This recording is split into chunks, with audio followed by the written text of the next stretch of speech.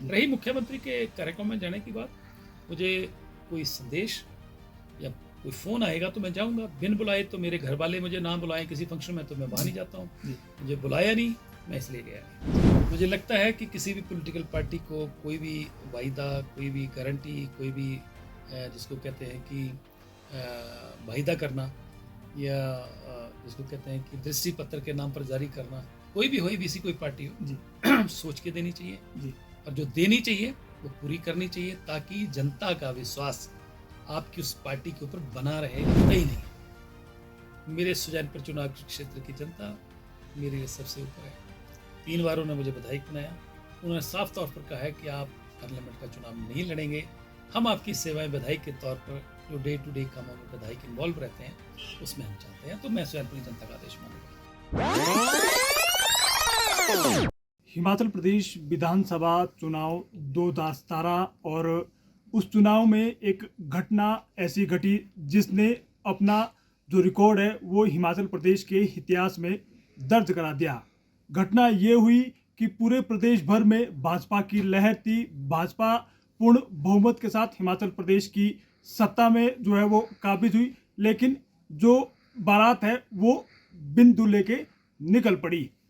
यानी भाजपा के जो मुख्यमंत्री के जो चेहरे प्रोफेसर प्रेम कुमार धूमल थे वो अपनी विधानसभा सीट से चुनाव हार गए, और जिन्होंने इस घटना को जो है वो अंजाम दिया, भाजपा के एक बड़े चेहरे को जो है वो चुनाव में हरा दिया, वो राजेंद्र राणा इस वक्त हमारे साथ है। सर, बड़ी तपस्या की और भाजपा के एक बड़े चेहरे को जो है चुनाव में मात दी। उस घटना ने ये जो है वो साबित कर दिया था कि राणा जी जब हिमाचल प्रदेश में कांग्रेस की सरकार आएगी तो राणा जी किसी सरकार में बड़े ओहदे पर होंगे। लेकिन जिस तरीके से प्रदेश में अब कांग्रेस की सरकार आई है तो कहाँ जो है वो तपस्या में कमी रह गई। देखिए, तो जिन लोगों ने बनाना है इसका जवाब तो वही लोग दे सकते हैं। हमने तपस्या करी, हमने सेवा करी, हमने मेहनत करी, हमने पार्टी का काम किया, कहाँ कमी रह गई है इसका जवाब तो मैं नहीं दे सकता, ना मुझे मालूम है। ये तो मुख्यमंत्री और पार्टी हाईकमान दे सकती है कि हमारी सेवा में कहाँ कमी रह गई है। रही मंत्री बनने की बात, जो आपका संकेत है या इशारा है, मैं हमेशा ये बात कहता हूँ कि औहदे से कभी बड़ा नहीं बनता इंसान। बड़ा इंसान बनने के लिए बड़े कर्म करना पड़ते हैं और हमें अपने कर्म पर भी भरोसा है और ईश्वर पर भी भरोसा है कि जो होगा वो अच्छा होगा। इसके पीछे क्या भलाई है वो तो ईश्वर जानता है, परंतु जो होगा अच्छा होगा। लेकिन जो समर्थकों की भावनाएं होती है कि इतना बड़े नेता को जो है वो हरा दिया, उसके बावजूद भी उस हिसाब से जो है वो पद नहीं मिल रहा है। स्वाभाविक है कि जो कार्यकर्ता आपके पक्ष में काम करते हैं, डोर टू डोर लोगों में कैंपेन करते हैं, नारे लगाते हैं और आपके लिए पूरा जोर आजमाइश करते हैं, दूसरी पार्टी से लड़ते हैं, उनकी उम्मीदें होती हैं कि हमारा नेता जो है, हमने जिसको चुना है वो कहीं ऊंचे स्थान पर हो, मजबूत हो, ताकि उनके काम भी हों। स्वाभाविक है, ये ह्यूमन नेचर है। तो पर मैं इस बात को मानता हूँ कि जो हो रहा है वो बहुत अच्छा हो रहा है, क्योंकि वो वैसा ही होना है और जो होने वाला है या कल को होगा, आने वाले समय में होगा, वो भी ऊपर वाले ने निश्चित किया हुआ, वो भी अच्छा ही होगा। जी, प्रदेश में सरकार के कार्यकाल को 1 साल से ज़्यादा का समय हो गया है। आजकल भी बजट सत्र चला हुआ है। विपक्ष के विधायक उस तरीके के सवाल जो वो पूछते हुए नजर नहीं आ रहे, वो अपनी विधानसभाओं तक सीमित है। लेकिन राजेंद्र राणा सरकार को, अपनी ही सरकार को गारंटियां याद दिला रहे हैं और सवालों में राजेंद्र राणा की धार जो नजर आ रही है।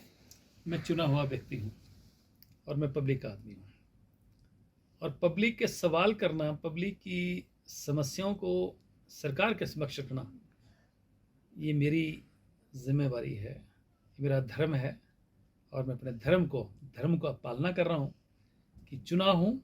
अपना चुनाव क्षेत्र हो, मेरे प्रदेश के किसी भी कोने का कोई व्यक्ति हो, उसकी समस्या उसको हल करने के लिए सरकार के समक्ष रखना, ये मेरी जिम्मेवारी है। क्या राणा जी को लगता है कि जो गारंटियां कांग्रेस ने दी थी वो पूरी नहीं हो रही है? मुझे लगता है कि किसी भी पॉलिटिकल पार्टी को कोई भी वायदा, कोई भी गारंटी, कोई भी जिसको कहते हैं कि वायदा करना या जिसको कहते हैं कि दृष्टि पत्र के नाम पर जारी करना, कोई भी हो, एबीसी कोई पार्टी हो जी सोच के देनी चाहिए जी। और जो देनी चाहिए वो पूरी करनी चाहिए, ताकि जनता का विश्वास आपकी उस पार्टी के ऊपर बना रहे, आपके नेताओं पर बना रहे। और मुझे पूर्ण विश्वास है कि ठाकुर सुखविंदर सिंह सुक्खू जी का सोच बहुत गहरा है, लंबा है, वो बड़े ऊंचे दर्जे का सोच है, और आने वाले समय में वो जल्दी इन बातों को पूरा करेंगे। और एक इसके अलावा एक और चर्चा जो है वो सियासी गलियारों में है कि राणा जी मुख्यमंत्री के कार्यक्रमों से दूर रहते हैं, विधायक प्राथमिकताओं की बैठक के अंदर नहीं पहुंचे हैं। तो क्या लगता है कि मुख्यमंत्री से कोई जो है नाराजगी चल रही है? कतई नहीं, मैंने विधायक प्राथमिकता की मीटिंग में नहीं आए, मुझे अपने निजी काम से नहीं है, और ये कहीं ज़रूरी नहीं है कि विधायक प्राथमिकता में विधायक को आना ही पड़ेगा, बहुत सारे लोग नहीं आते हैं। और मेरे चुनाव क्षेत्र की जो विधायक प्राथमिकता की मेरी स्कीमें थी जी। मीटिंग वाले दिन 28 तारीख को पूरे 10 बजे प्लानिंग की बैठक में मेरी फाइल पहुंच गई थी, वो वहाँ दर्ज हो गई हैं। रही मुख्यमंत्री के कार्यक्रम में जाने की बात, मुझे कोई संदेश या कोई फ़ोन आएगा तो मैं जाऊंगा, बिन बुलाए तो मेरे घर वाले मुझे ना बुलाएं किसी फंक्शन में तो मैं वहाँ नहीं जाता हूँ, मुझे बुलाया नहीं, मैं इसलिए गया नहीं। इसके अलावा सर, अब राज्यसभा की कुछ सीटों पर चुनाव हो रहे हैं। हिमाचल प्रदेश में भी हालांकि भाजपा के पास बहुमत नहीं है, लेकिन विश्वास में नजर आ रही है कि जो है वो कांग्रेस में जो विधायक नाराज चल रहे हैं और कोई बड़ा उलटफेर हो सकता है। क्या आपको संभावनाएं लगती है कि जिस तरीके से भाजपा ने उम्मीदवार उतारा है कोई बड़ा उलटफेर होगा? देखिए, भाजपा के पास संख्या बल कम है, उसके बावजूद भी उन्होंने उम्मीदवार दिया है, तो कुछ सोच के दिया होगा उन्होंने जी। और कोई ज़रूरी नहीं है कि 2 लोग चुनाव लड़ते हैं, 4 लोग चुनाव लड़ते हैं, हर आदमी को चुनाव जीतने के लिए लड़ता है, जीतना तो एक नहीं होता है। जी। हम विधानसभा का चुनाव लड़ते हैं, 10 लोग लड़ते हैं, पार्लियामेंट का लड़ते हैं, 10 लोग लड़ते हैं, तो जीतता एक ही है। जी। तो हर चुनाव को जीतने के लिए नहीं, जीतना एक नहीं है, जी। तो यहाँ भी जिसके भाग्य में होगा जीत जाएगा। जी। तो जिस तरीके से भाजपा विश्वास में लग रही है कि जो सरकार में नाराजगी है, क्या सरकार से कुछ विधायक नाराज चल रहे हैं और ये आंकड़ा ये हो सकता है कि क्रॉस वोटिंग हो और भाजपा का उम्मीदवार जीत सकता है? देखिए, इसका जवाब तो मेरे पास नहीं है, क्योंकि भारतीय जनता पार्टी का आत्मविश्वास, ओवर कॉन्फिडेंस किस लिए है, वो तो अपोजिशन वाले विधायक ही बता सकते हैं। जी। इसका जवाब तो वही दे सकते हैं। जी।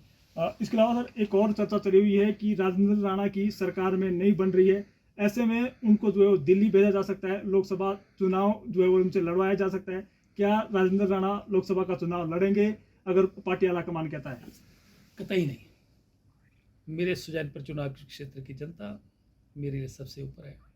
3 बार उन्होंने मुझे विधायक बनाया, उन्होंने साफ तौर पर कहा है कि आप पार्लियामेंट का चुनाव नहीं लड़ेंगे, हम आपकी सेवाएं विधायक के तौर पर जो डे टू डे कामों में विधायक इन्वॉल्व रहते हैं उसमें हम चाहते हैं, तो मैं सुजानपुर की जनता का आदेश मानूंगा। सर, हमसे बातचीत करने के लिए बहुत शुक्रिया। आपका भी बहुत बहुत धन्यवाद।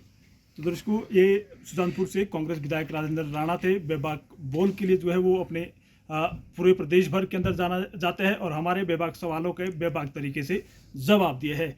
फिलहाल अनंत ज्ञान वेब टीवी के लिए यहाँ से बस इतना ही। बाकी तमाम ताज़ा अपडेट के लिए आप बने रहे अनंत ज्ञान टीवी के साथ।